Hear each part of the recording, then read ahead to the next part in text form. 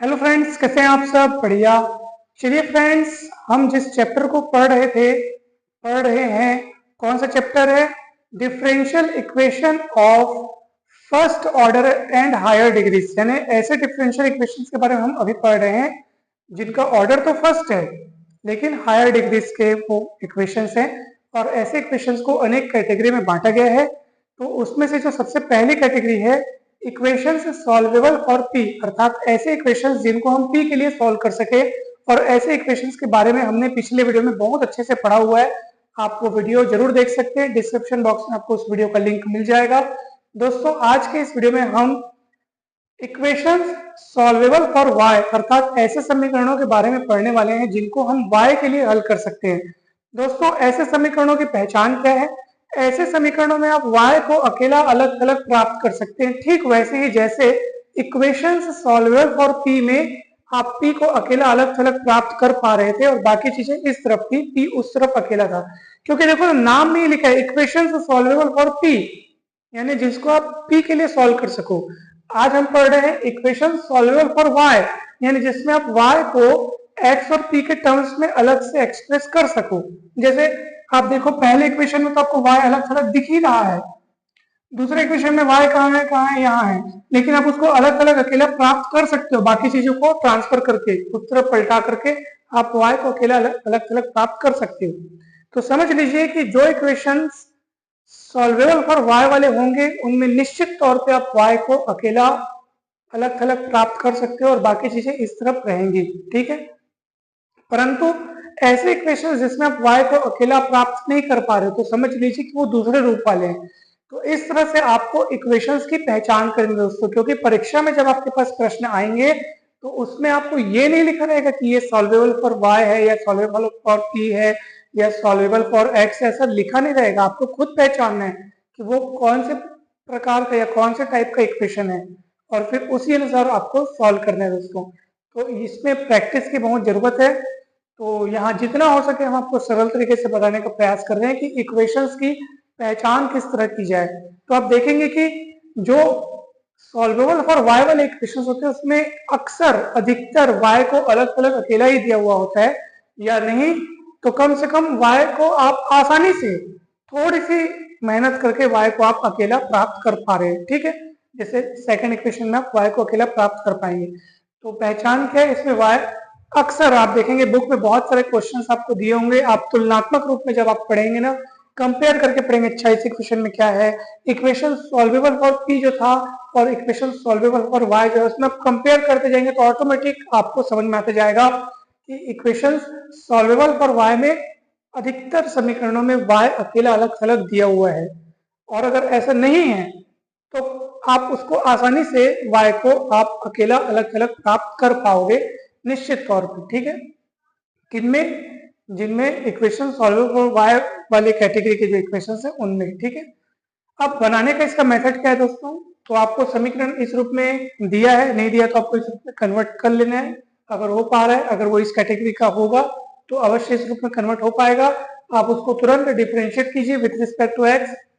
तो ये with respect to x differentiate होकर dy बाई dx हो जाएगा, जिसको अपन p लिखते हैं, आप सभी को पता होगा। अच्छा, अब इधर वाला फलन में x और p तो है ही, आप डिफरेंशिएट करोगे x के रिस्पेक्ट में तो x और p तो दिखाई देंगे ही, लेकिन साथ में अब p का x के रिस्पेक्ट में डिफरेंशिएशन होगा, मतलब अब उस इक्वेशन में आपको dp बाई dx भी नजर आएगा। इसलिए जो नया फलन प्राप्त होगा उसमें x और p तो रहेंगे ही रहेंगे, परंतु साथ में एक और आ जाएगा dp बाई dx। क्यों? आप इस इक्वेशन को with respect to x differentiate कर रहे हैं, एक्स के सापेक्ष अवकलन करते हैं, तो भैया यहाँ पे x और p दोनों हैं, तो भैया p का भी तो x के सापेक्ष अवकलन होगा और p का x के सापेक्ष अवकलन होगा, तो dp बाई dx तो उस इक्वेशन में फिर नजर आएगा ही आएगा। तो इसलिए अब यहाँ पे तीनों नजर आ रहे हैं, ठीक है। और ये dy बाई dx को हमने p लिख दिया। अब आपको इस इक्वेशन 2 को सॉल्व करना है। मान लीजिए इस इक्वेशन 2 का सॉल्यूशन ये है, कोई इसका नया फलन हमने इसको नाम दे दिया f एक्स पी सी। अब सी क्या है? इंटीग्रेशन कांस्टेंट है, ऑब्वियस सी बात है, सॉल्यूशन किए तो इंटीग्रेट किए होंगे। अब आपको करना क्या दोस्तों, इसको अपन ने 3 नंबर दे दिए, इक्वेशन नंबर 3 और इक्वेशन नंबर 1। तो 1 और 3 से आपको कैसे भी करके p को एलिमिनेट करना है, अर्थात विलोपन करना है, अर्थात गायब करना है। आप p को गायब कर दीजिए, बस आपका सॉल्यूशन आ गया, ठीक है। p का विलोपन करने से ही अभिष्ट हल प्राप्त हो जाएगा। यदि p का विलोपन यानी कि p का एलिमिनेशन पॉसिबल न हो तो क्या करें दोस्तों, उस समय हम x और y दोनों को ही p और c के टर्म्स में लिख करके रख देते हैं, बस बोलेंगे कि हाँ इन दोनों से ही हमको रिक्वायर्ड सॉल्यूशन मिल जाएगा, या हम लिखेंगे कि ये दोनों मिल करके उस दिए हुए डिफरेंशियल इक्वेशन का रिक्वायर्ड सॉल्यूशन प्रदान करते हैं। इस तरीके से हम वहां पे लिख देंगे, कब, अगर p को एलिमिनेट करना पॉसिबल ना हो तब। ठीक है, तो ये तो मैंने पूरा आपको प्रोसीजर समझाया, हो सकता है आपको ठीक से समझ में ना आया हो या कठिन लगा हो, तो चिंता की बात नहीं है, जब तक हम सवाल नहीं समझेंगे तब तक आपको पूरा तरीके से कैसे समझ में आएगा। अगर अच्छे से समझ में आ गया तो बहुत अच्छी बात है, जब हम सवाल समझेंगे तो और भी अच्छे से आपको पूरा समझ में आ जाएगा। तो चलिए पहला सवाल देखते हैं दोस्तों। दिया हुआ डिफरेंशियल इक्वेशन है आपके पास y is equal to 2px minus x square, तो ये तो साफ साफ सॉल्वेबल फॉर y है ही, क्योंकि y अलग अलग अकेला दिया हुआ है। तो देर किस बात की, आप इसको डिफरेंशिएट कीजिए विथ रिस्पेक्ट टू x, तो ये हो जाएगा dy बाई डी एक्स, जिसको हम क्या कहते हैं दोस्तों, चलो मैं dy बाई डी एक्स पहले लिख देता हूँ।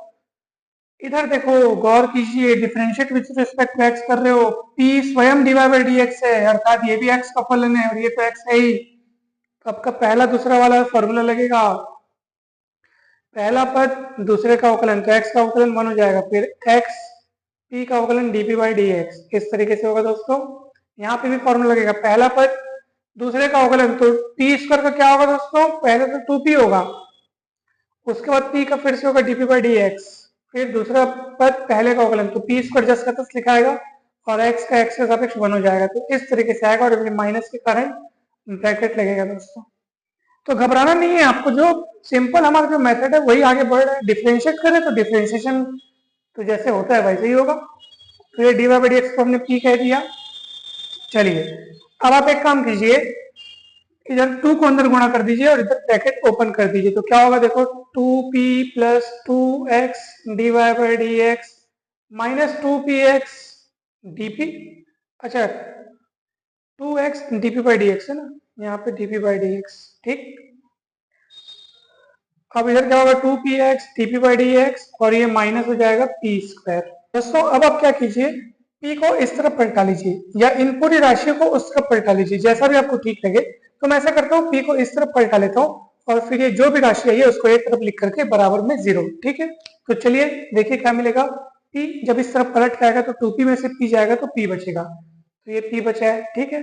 साथ ही मैं क्या कर लो, ये माइनस p स्क्वायर को ना इसके साथ लिख देता हूँ ताकि यहाँ से कॉमन निकल जाए, ठीक है। तो मैंने क्या किया, p को इस तरह पलटाया तो 2p में से p गया तो p बचा, और ये माइनस p स्क्वायर को मैंने उसके बाद लिख दिया। अब मेरे पास बचे हुए ये दो टर्म्स, ये और ये, जिसमें से मुझे कॉमन दिखाई दे रहा है 2x dp by d x पूरा कॉमन है ना भाई। तो चलिए कॉमन निकल जाएगा आपके पास 2x dp by d x पूरा का पूरा कॉमन बचेगा, यहाँ पे आपके पास 1 माइनस 2 तो कॉमन निकल चुका है, p बचेगा बराबर 0। अब आगे देखिए दोस्तों, यहाँ पे आप गौर करेंगे कि यहाँ पे फिर से आप देखो p कॉमन निकल रहा है, तो 1 माइनस पी बचा है, और यहाँ पे 1 माइनस पी, साथ में कौन है दोस्तों, साथ में यहाँ पे आपके पास है 2x dp by d x बराबर 0। तो आप देखेंगे 1 माइनस पी फिर से कॉमन, तो आपके पास बचेगा p plus 2x dp by d x बराबर 0, ठीक है। कहीं पर भी डाउट हो जरूर पूछिए दोस्तों। अब सुनिए, अब यहाँ पे हमारे पास दो गुणनखंड मिले हैं, अर्थात दो फैक्टर्स मिले हैं, परंतु हम इसको इग्नोर करेंगे, 1 माइनस पी वाला जो फैक्टर है उसको इग्नोर करेंगे। आप पूछेंगे क्यों इग्नोर कर रहे हो, तो उसका कारण मैं आपको बाद में बतलाऊंगा। तो मैं आपको यहाँ पे लिखता हूँ, यहाँ पे 1 माइनस पी वाले फैक्टर को क्या करने पर, इग्नोर करने पर या त्यागने पर या छोड़ देने पर, जैसा भी आप लिख सकते हो, ठीक है। और इसको अपन लेके आगे बढ़ रहे हैं, तो p plus 2x dp by d x, इसको मैं लेके आगे बढ़ा, यहाँ पे सेपरेशन कर दीजिए, pp वाले एक साइड xx वाले एक साइड, तो उसके बाद आपका आंसर जल्दी से आ जाएगा दोस्तों। तो यहाँ पे हम लिख सकते हैं 2x dp by d x is equal to minus p, तो ये dp बाई p, ठीक है, और ये उधर जाएगा माइनस उधर ही रहेगा 1/2x dx, ठीक है। कहीं पर भी डाउट हो जरूर पूछिए। चलिए मैं लगे हाथ इंटीग्रेट कर देता हूं, तो मुझे कांस्टेंट भी लेना होगा, log c। log क्यों लिया, क्योंकि मुझे पता है कि इनको इंटीग्रेट करने से log वाले कुछ फंक्शंस मिलेंगे, तो मैंने log के रूप में ही कांस्टेंट ले लिया, ठीक है। चलिए दोस्तों, 1/p का integration with respect to p आप कर रहे हैं तो log p होगा, -1/2 सामने, ये हो जाएगा log x plus log c। दोस्तों आप सभी को पता होगा कि 1/2 पहले तो माइनस में, ऊपर से 1/2 है तो माइनस के कारण ये अपॉन में जाएगा, और 1/2 मतलब पावर में, मतलब वहां पावर में 1/2 मतलब रूट हो जाएगा दोस्तों। तो ये आपको मिलेगा p is equals to c√x, कुछ इस तरह से आपको मिलेगा दोस्तों। ठीक है, अच्छा अपॉन में मिलेगा शायद ये, है ना, क्योंकि देखो ये माइनस पावर है, माइनस पावर जब ऊपर में कुछ इस तरह आप देख लो, ये देखो ये log x के पावर में -1/2, नीचे आके x के पावर में +1/2 अर्थात 1/√x, फिर log mn वाला फॉर्मूला लगाओगे तो c/√x। ये देखो कितना सिंपल है, बताओ हमारा उद्देश्य क्या होता है दोस्तों। हमको तो देखो ना, इस मेथड को भी आप देखते रहो, क्या बोल रहे हैं मेथड, जब आप सॉल्यूशन निकाल लेंगे तो उसको इक्वेशन 3 कहें, तो भैया इसको हम 3 नंबर कहेंगे, इसको इक्वेशन नंबर 1 कहेंगे, और 2 किसको कहिए, जहां आप डिफरेंशिएट करते हैं विद रिस्पेक्ट टू x, तो जो आपको मिलता है उसको 2 नंबर कहिए। ठीक है, तो इसको हम कहिए, किसी को भी बोल दो, इसको बोलो चाहे इसको बोलो, ये इक्वेशन नंबर 2, और ये हो गया हमारा 3। ठीक है, चलो मैं इसको 2 बोल देता हूँ, ये 2 हो गया, और ये इक्वेशन 3। तो अब हमारा काम क्या है दोस्तों, जो हमारा प्रोसेस है, जो हमारा मेथड है, उसके अकॉर्डिंग इक्वेशन 1 से और 3 से अब किसको एलिमिनेट करना है, p को एलिमिनेट करना है। तो p की वैल्यू तो निकली हुई है, उसको जाकर के इक्वेशन 1 में रख दीजिए, आपका काम हो जाएगा दोस्तों। तो चलिए, तो now put the value of p in equation number 1। दोस्तों अब मुझे इसको मैं मिटा रहा हूं यहाँ पे। ठीक है, चलो इसको नहीं मिटाता, मैं इसको मिटाता हूँ, क्योंकि इसमें मुझे आपको कुछ और भी समझाना है। तो हमारे पास जो दिया हुआ डिफरेंशियल इक्वेशन था y equals to 2px minus xp², इसमें क्या रख देंगे, put the value of p, कहां से, बाय इक्वेशन 3 इन इक्वेशन 1, ये 1 नंबर था। चलिए रखिए क्या होगा, y equals to 2c/√x into x minus xp², मतलब c/x, p² करेंगे तो सॉरी c² हो जाएगा ना, c²/x हो जाएगा दोस्तों। तो यहाँ से आप देखेंगे y यहाँ से 2c√x, क्योंकि x √x कटेगा, यहाँ से सिंगल x कटेगा, तो c²। तो ये आपका कंप्लीट आंसर हो गया दोस्तों। आप इसको अनेक रूपों में लिख सकते हैं, c कॉमन निकाल के, फिर जैसा भी आप चाहें। तो ये आपका कंप्लीट सॉल्यूशन हो गया दोस्तों। देख लीजिए आपको सॉल्यूशन प्राप्त हो चुका है। कहीं पर भी कोई दिक्कत हो तो जरूर बताइए। आप चाहो तो इसको इस रूप में भी लिख सकते हो, y प्लस c² बराबर 2c√x, फिर दोनों और स्क्वायर कर सकते हो, y प्लस c² का होल स्क्वायर बराबर 4c²x। इस टाइप से भी आप इसको लिख सकते हो, कोई भी दिक्कत नहीं है। c² को आप चाहो तो दूसरा कांस्टेंट मान सकते हो, c² को बोल दो c1, तो आपका इसका रूप बदल जाएगा, y प्लस c1 का होल स्क्वायर बराबर 4c1x। इस रूप में भी आप इसका सॉल्यूशन, अब कांस्टेंट का रूप तो हम अपनी सहूलियत और इच्छा अनुसार बदल सकते हैं। तो दोस्तों इस तरीके से आपका सॉल्यूशन तैयार हुआ है। कहीं पर भी डाउट हो तो आप जरूर पूछिए।